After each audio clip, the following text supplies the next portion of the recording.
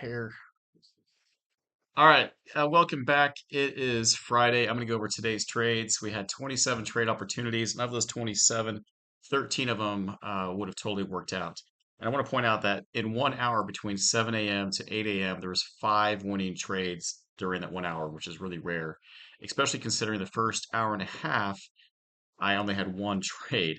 And then that was my small window I could trade today. Then I had to leave. I'm happy for the one trade, but still, the next hour would have just been amazing.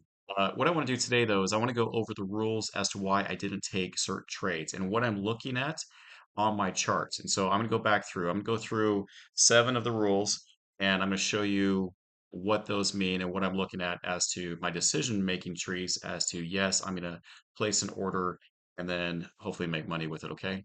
So the first trade opportunity that we are looking at are right here. Okay, this is 5:30. We don't take 5:30. It's the announcement time, and so I stay away from these trades. But the next one popped up at 5:32, and I didn't take this trade, even though that you have the blue crosses right here in the middle. But it's important. I'm going to show you the next graph because we would have gotten in at about 225, $2.25. Okay, so right around there. I'm going to show you what my filter told me to do. So this is the filter. This is 531, and here's 532.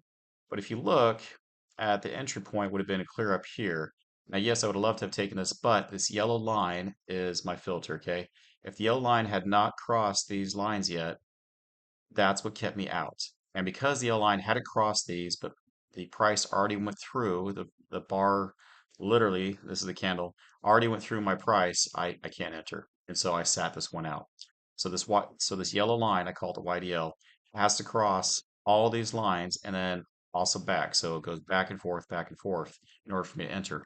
It's important to point. It keeps me out of most trades. It saves me from losing a lot, and but it does prevent me from taking a couple winning trades. But for the fact that it keeps me out of a lot of losing trades, I'm totally okay. I'm sitting on the sidelines for those. Okay. So let me show you the next graph that we're going to pop into. And this just happened about 20 minutes later. This is rule number two. Okay. And this happened right at 5:51. So it is right in this spot right here. Now, this is important from this graph because the the Blue Cross is up here at 87.75, and the price didn't reach here. I was watching it carefully with this, and I went back through and looked. But can you see that the little blue cross fell in the middle? This is rule number two. If we have the blue cross touching this bar, these are my graphs, then I don't trade it because I figured that my entry point should have been down here and not up here somewhere. And so because my entry point is already passed, sit that out too. So those are two of the trades that I had to sit out. My rules kept me out, so that was rule number two. I'm going to go to rule number three right now and show you this as well. This happens a little bit later at 8:15. Now, a lot of times is my yellow line crossing that keeps me out, but I had examples of all seven rules today, so I wanted to show you this. Okay, so bear with me as I kind of scroll through this a little bit, and we're here. Okay, so this is it right here at 8:15. Now, we had one, two, three, four bars. It looks inside. It looks like this should be a successful trade right here at about 10:25. But I'm going to show you again on my filters because this kept me out of this trade. And what kept me out of this trade was the ratio. So I'll show you this. So let's scroll over to 8:15. Yep. And I count how many candles cross after the yellow line has crossed the lines. And so the yellow line crossed somewhere over here, about 8:11, and I go 1, 2, 3, 4, 5, 6, 7, 8. Anything past 8, I can't trade. Okay. And actually, this one hit at 9 down here, but I pulled the plug at 8. So I have a ratio of 8. So if I have that many candles crossing it, I would have stayed out. Now, would this have got me in? It would have been close. It would have been down here somewhere, so I'm not sure if there's enough room that I would have made money. But I cut it at 8 because at that point, if it doesn't get it in 4 minutes, we're into chop territory. Okay, it's after the market's moved, it's lost momentum, and it gets choppy at that point. So you want to avoid those at all costs. Okay, I sometimes 1 to 10, and that's just because I wasn't counting accurately, but now I've shortened that to 8. I won't go any shorter than 8, but 8 is definitely my cutoff for that, okay? And again, I'm counting, so after the crosses, so you got 1, 2, 3, 4, 5, 6, 7, 8, right there. So I would have missed it. The price came down here at 9, and that's what I had. And so that's the crossing. So that's rule number 3 right there, because I had my ratio. It's how many candles uh, I count after the yellow line crossed, okay? Rule number 4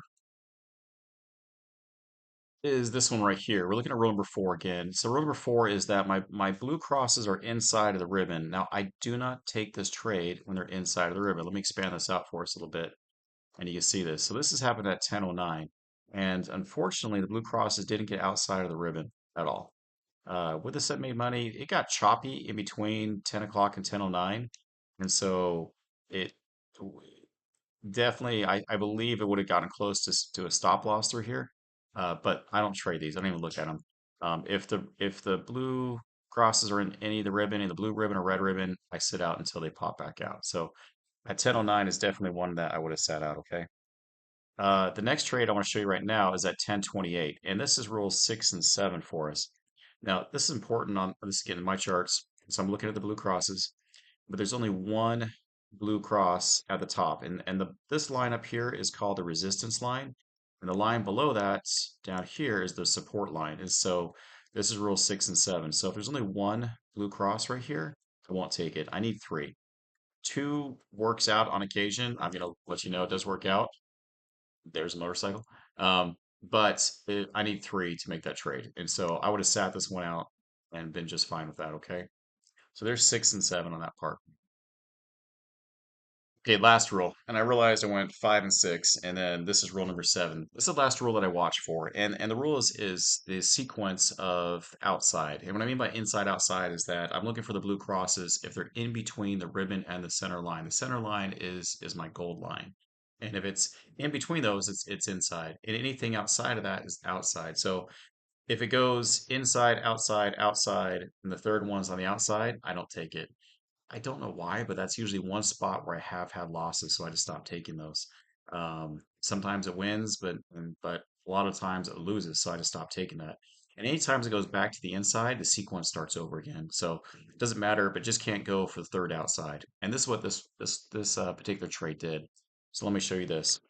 I'm going to zoom out just a smidge. And so again, if the blue cross is not in between the ribbon and the center line, which is the gold line here, it's considered an outside trade. So again, we had one right here, two right there, and this is the third. The inside trade happened back here at 12:13. So this is in between the center line and the ribbon. So this is an okay to trade. So this is inside trade. This was an outside. This was an outside. And this third one was also an outside.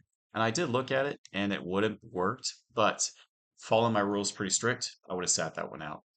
And that would have been the end of the day. So yeah, there was 27 trades total that happened, and of those 27, 13 all hit. So if you sat there for 8 hours between 5 a.m.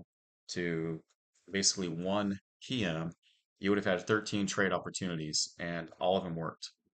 So anyways, I hope that you enjoyed this little video, got to see the rules, and let me know if you have any questions. So, but until then, yeah, I'll be happy to answer any questions. Until then, I will see you next time. Bye bye.